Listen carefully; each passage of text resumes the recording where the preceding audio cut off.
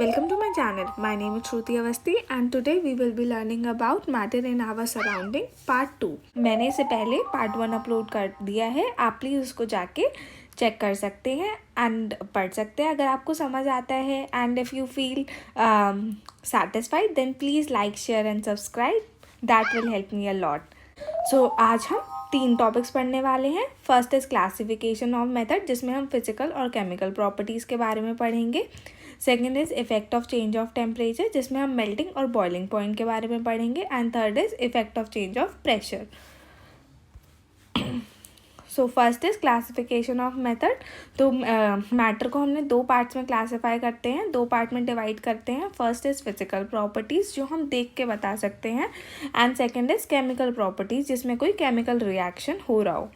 Okay, सो अब इसको थोड़ा डिटेल में पढ़ लेते हैं.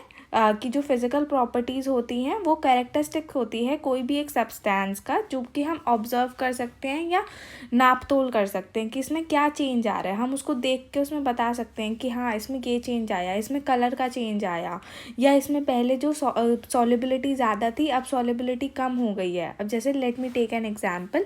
जैसे आपने एक पानी का ग्लास लिया, वो एक नॉर्मल टेम्परेचर पे, नॉर्मल रूम टेम्परेचर पे आपने वो पानी लिया और उसमें आपने 2 चम्मच चीनी घोली तो वो आराम से घुल गई. अब उसमें आपने जब तीसरा चम्मच डाला तो वो चीनी नहीं घुल रही थी. आपने क्या करा, वो ग्लास लेके उसको गर्म करना स्टार्ट कर दिया, बॉइलिंग कर दी उसमें. तो आपने और एक और चम्मच डाला तो वो चीनी भी घुल गई. तो क्या हुआ कि उसमें 4 स्पून्स ऑफ शुगर आराम से घुल गई. तो सॉलिबिलिटी इंक्रीज़ हो गई जब हमने बॉईल करा उस पानी को. तो ये क्या होता है, फिज़िकल प्रॉपर्टी होती है. ठीक है, तो उसमें मेल्टिंग और बॉइलिंग पॉइंट भी आ जाता है. तो ये फिज़िकल प्रॉपर्टीज़ कहलाती हैं. Next is chemical properties. Chemical properties कैसी होती हैं, जिसमें कोई भी केमिकल चेंज हो रहा हो, मैटर में कोई भी केमिकल प्रोसेस हो रहा हो या कोई रिएक्शन हो रही हो, तो उसको हम केमिकल प्रॉपर्टीज़ बोलेंगे. जैसे कोई चीज़ जल गई, ठीक है, बर्निंग ऑफ वुड हो गया, बर्निंग ऑफ पेपर हो गया, तो ये सब चीज़ें क्या होती हैं, ये केमिकल प्रॉपर्टीज़ होती हैं. कोई चीज़ सड़ गई, अब जैसे कोई वेजिटेबल हुआ, फ्रूट हुआ, वो सड़ गया तो क्या हुआ, ये भी एक तरह का केमिकल प्रॉपर्टी हुआ, केमिकल रिएक्शन उसके अंदर हुआ. तो जो केमिकल प्रॉपर्टीज़ होती हैं वो सब्सटेंस को आइडेंटिफाई करने में बहुत ज़्यादा यूज़फुल रहती हैं. ओके, सो नेक्स्ट इज़, क्या मैटर जो है चेंज कर सकता है अपनी स्टेट? तो हाँ कर सकता है. कौन कौन सी स्टेट में प्रेजेंट होता है? Solid, liquid and gas. ये मैं थोड़ा पहले बता चुकी हूँ. नेक्स्ट इस जो मैटर है उसके क्या इफ़ेक्ट, मतलब मैटर जो है वो कैसे इफ़ेक्ट होता है, हम उसके बारे में अब आगे बढ़ेंगे. Okay, so first is effect of change of temperature. तो मैटर पे कैसे इफ़ेक्ट पड़ता है टेम्परेचर का. तो टेम्परेचर जैसे ही अगर हम इंक्रीज़ करते हैं तो जो पार्टिकल्स रेस्ट पर होते हैं सॉलिड में, वो क्या करना स्टार्ट कर देते हैं, वो बहुत ज़्यादा जल्दी फास्ट मूव करना स्टार्ट कर देते हैं, वाइब्रेट करना स्टार्ट कर देते हैं. ठीक है, तो उनकी क्या होती है, उनकी काइनेटिक एनर्जी बहुत ज़्यादा इंक्रीज़ हो जाती है. तो जो पार्टिकल्स होते हैं अपनी फिक्स्ड पोजीशन को छोड़कर फ्रीली मूव करना स्टार्ट कर देते हैं और वाइब्रेशन स्टार्ट कर देते हैं. क्योंकि सॉलिड्स के अंदर स्पेस तो होती नहीं है, बहुत ज़्यादा कम स्पेस होती है. तो जितनी स्पेस उनके पास होती है उसी में ही वो वाइब्रेट करना स्टार्ट कर देते हैं बहुत जल्दी फास्टर. ओके, साइन में एक टिप दे रखी है कि जैसे ही हम एनर्जी सप्लाई करते हैं, मतलब कि हीट प्रोवाइड करते हैं कोई भी मैटर को, तो जो फोर्स ऑफ अट्रैक्शन होता है पार्टिकल्स के बीच का वो कम हो जाता है. Okay, next is intermixing of 2 different particles is known as diffusion. तो 2 अगर डिफरेंट पार्टिकल्स को अगर हम मिक्स करते हैं तो उसको डिफ्यूजन बोला जाता है. जैसे जो नींबू पानी का मैंने आपको पिछले वीडियो में एक एग्जाम्पल दिया था, तो उसमें हमने 2 अलग अलग पार्टिकल्स को मिलाया था, तो उसको डिफ्यूजन बोला जाता है. Okay, next is melting point. तो मेल्टिंग पॉइंट जो होता है, जिस टेम्परेचर पे जो सॉलिड है वो मेल्ट करना स्टार्ट कर देता है और लिक्विड बन जाता है, उसको हम मेल्टिंग पॉइंट बोलते हैं. तो जो मेल्टिंग पॉइंट होता है आइस का, वो कितना होता है, 273.16 केल्विन होता है. तो जो प्रोसेस होता है मेल्टिंग का सॉलिड स्टेट से लिक्विड स्टेट में जाने के लिए, उसको हम फ्यूजन बोलते हैं. ओके, सो अगर आपको डिफाइन आती है मेल्टिंग पॉइंट की तो आप ये लिख सकते हैं कि the temperature at which a solid melts to become a liquid at the atmospheric pressure is called its melting point. अब मेल्टिंग पॉइंट हर एक मैटर का अलग अलग हो सकता है। जैसे अभी तो हमने आइस का बताया, आइस का 273.16 केल्विन है। ऐसे ही अलग अलग मैटर का अलग अलग स्टेट होता है मेल्ट होने का। ओके, सो जो प्रोसेस होता है मेल्टिंग का, जब जो आइस है जब वो मेल्ट हो रही होती है, जो प्रोसेस होता है उसको हम फ्यूजन बोलते हैं। ओके, सो अगर हम टेम्परेचर में चेंज करते हैं तो हम एक स्टेट के मैटर से दूसरे स्टेट में जा सकते हैं। मतलब हम सॉलिड से लिक्विड जा सकते हैं या लिक्विड से गैस भी जा सकते हैं। ओके, अगर हम टेम्परेचर में चेंज करते हैं तो अगर और हाई टेम्परेचर करेंगे तो फिर तो जो लिक्विड बना है उससे वो वाटर वेपर बन जाएगा, है ना। तो इसीलिए अगर टेम्परेचर हम चेंज करते हैं तो स्टेट ऑफ मैटर भी चेंज होता रहता है उससे। सो अब आ जाते हैं बॉइलिंग पॉइंट पे। तो बॉइलिंग पॉइंट क्या होता है, जिस टेम्परेचर पे कोई भी लिक्विड जो है वो बॉईल करना स्टार्ट कर देता है एटमॉस्फेरिक प्रेशर पे, उसको हम बॉइलिंग पॉइंट बोलते हैं।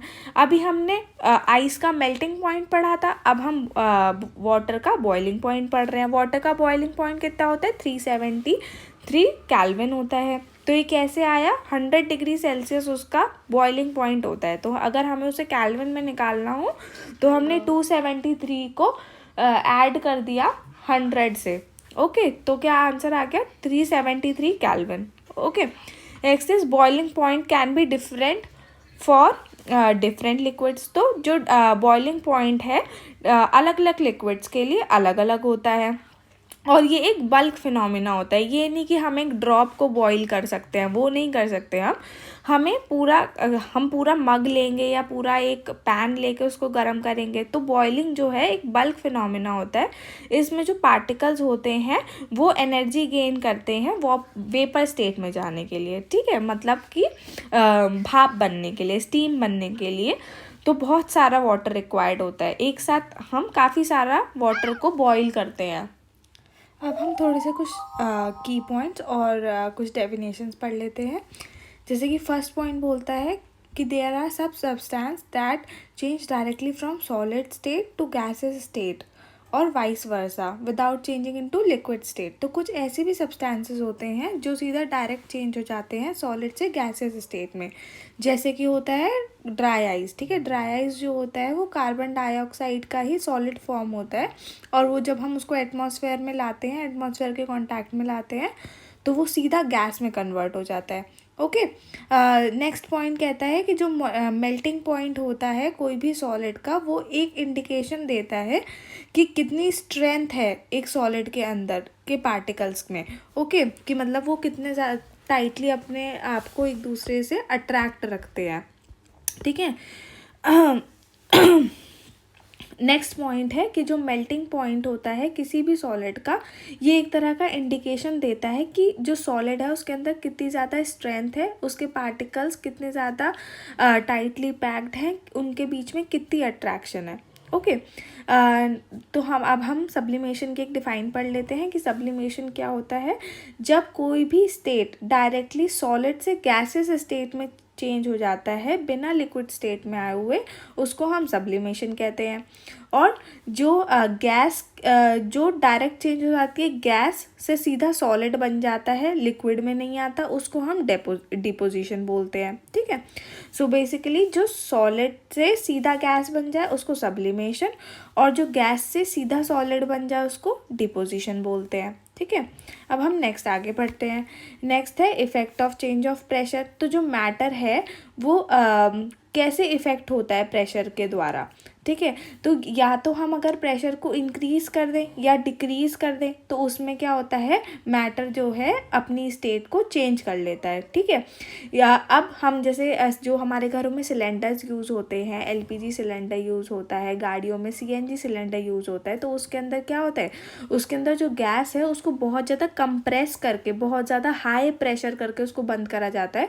तो जब उसको हाई प्रेशर करके बंद करते हैं तो जो गैस होती है वो लिक्विड फॉर्म में कन्वर्ट हो जाती है। तो आपको पता भी होगा जो एलपीजी की फुल फॉर्म होती है वो क्या होती है, लिक्विड पेट्रोलियम गैस। तो वो क्यों होती है, क्योंकि उसको क्या करा गया, उसको लिक्विड, जो गैस थी उसको लिक्विड फॉर्म में करके सिलेंडर में हाई प्रेशर से बंद करा गया, एंड जब हम घरों में यूज़ करते हैं तो वो गैस की फॉर्म में ही निकलता है, राइट। ऐसे ही सीएनजी होता है कंप्रेस्ड नेचुरल गैस, मतलब उसको कंप्रेस करके भरा गया है सिलेंडर में, ठीक है। तो जब भी हम प्रेशर लगाते हैं या फिर टेम्परेचर को कम कर देते हैं तो जो गैसेस होती हैं वो लिक्विड की फॉर्म में हो जाती हैं, ओके। एक ये जो प्रेशर और जो टेम्परेचर है वो ही डिटरमाइन करता है कोई भी सब्सटेंस को कि मतलब ये सॉलिड है, लिक्विड है कि गैस है, ठीक है, कि मतलब वो ही पहचानता है, ओके। एक साइड में नोट दे रखा है कि सॉलिड जो कार्बन डाइऑक्साइड होती है उसको हम ड्राई आइस बोलते हैं, और जो हिडन हीट होती है उसको हम लेटेंट हीट बोलते हैं, ओके। लेटेंट का मतलब हिडन होता है। अब हम अपने लास्ट टॉपिक पे आते हैं, जो कि एक क्वेश्चन है कि which has more energy, hot water और स्टीम, कि आपको किससे जल्दी आपको बर्न होगा, आप किससे जल्दी जलोगे, हॉट वाटर से जलोगे कि स्टीम से जलोगे। तो हम स्टीम से जलते हैं, भाप से बहुत जल्दी जलते हैं। तो ऐसा क्यों होता है, क्योंकि वो अपने अंदर एक छुपी हुई एनर्जी रखते हैं, that is called latent heat, right. तो लेटेंट हीट ऑफ फ्यूजन की वजह से जो पार्टिकल्स होते हैं स्टीम के वो वाटर वेपर की फॉर्म में होते हैं, उनके पास 373 केल्विन और 100 डिग्री सेल्सियस तक का टेम्परेचर होता है, ओके। तो उनके पास ज़्यादा एनर्जी होती है वाटर से। अब ऐसा क्यों होता है, वाटर भी सेम टेम्परेचर पे है और स्टीम भी सेम टेम्परेचर पे है। वाटर जब बॉईल हो रहा है तो उसके पास कोई एनर्जी नहीं थी, पर जब हमने उसको बॉईल करना स्टार्ट करा तो उसने क्या करा, उसके पार्टिकल्स ने जो हीट हम प्रोवाइड कर रहे थे वो अब्जॉर्ब करना स्टार्ट कर दिया।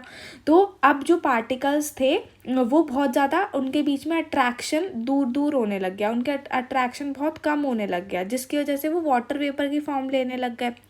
अब जब वाटर वेपर की फॉर्म ली उन पार्टिकल्स ने तो उनके पास हीट जो थी वो अब्जॉर्ब हो गई, तो इसीलिए जो स्टीम होती है वो ज़्यादा गर्म होती है as compare to hot water, ठीक है। तो इसीलिए हम ये बोलते हैं कि दिस इज़ बिकॉज जो पार्टिकल्स होते हैं स्टीम के उन्होंने एक्स्ट्रा एनर्जी अब्जॉर्ब करी होती है in the form of latent heat of vaporisation, क्योंकि वो प्रोसेस क्या हो रहा है, वेपर की फॉर्म में बन रहा है, तो इसीलिए उसको नाम दिया गया वेपराइजेशन, ओके। सो आज की वीडियो में इतना ही। अगर आपको ये वीडियो पसंद आई हो तो please do like, share and subscribe and comment down. This will help me a lot, and I will bring you such more videos more often. Thank you.